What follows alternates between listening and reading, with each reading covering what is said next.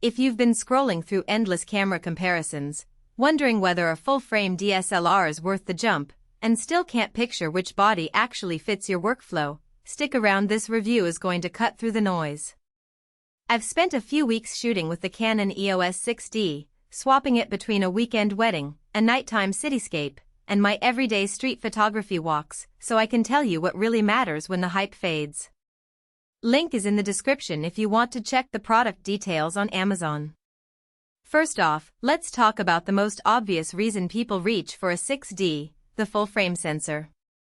At 20.2 megapixels you get that classic. The 6D uses an 11-point AF system, all of them cross-type, which sounds modest compared to the 45-point grids on newer models.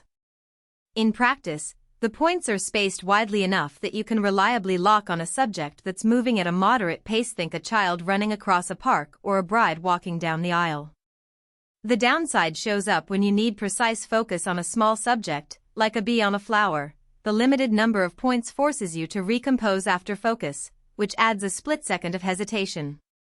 If you're a sports photographer who relies on dense focus arrays, you'll feel that limitation quickly. One area where the 6D really shines is its simplicity of use. The menu system is still very Canon classic, top-level categories are clearly labeled, and most of the essential settings ISO, white balance, drive mode are reachable within 2 or 3 taps. There's no deep nesting of submenus that makes you feel like you're decoding a foreign language. For a hobbyist stepping up from a crop sensor kit, that friction-free experience can be the difference between shooting and staring at the LCD trying to figure out why the camera won't focus. On the flip side, power users who love granular custom functions may find the customization options a bit sparse. You can't assign a dedicated button for iDetect AF because the body simply doesn't have that feature. Battery life often gets overlooked until you're on location and the gauge hits red.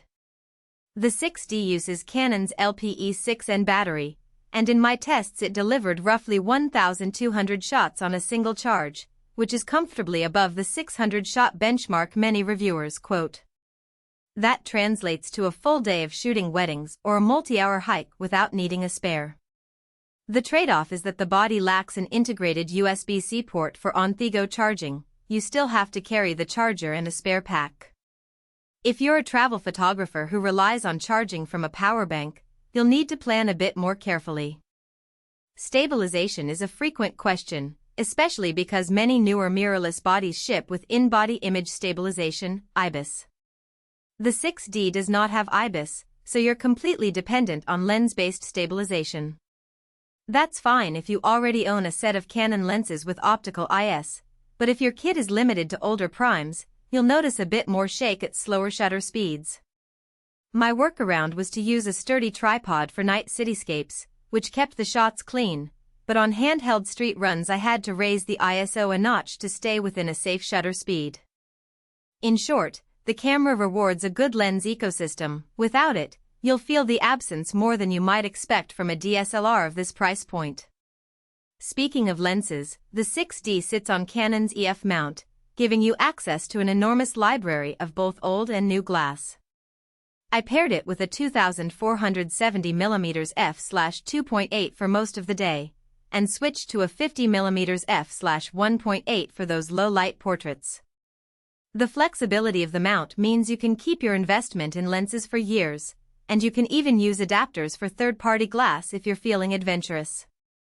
The only downside is that newer lenses designed for Canon's RF mount won't communicate fully with the 6D, so you miss out on the very latest optical formulas unless you buy an adapter that may introduce a slight lag in AF speed.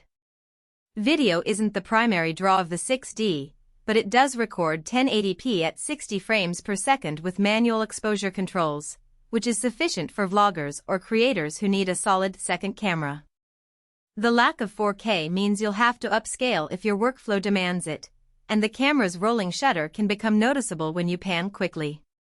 Nevertheless, the video side is straightforward. You get a clean HDMI output, and the audio input is A.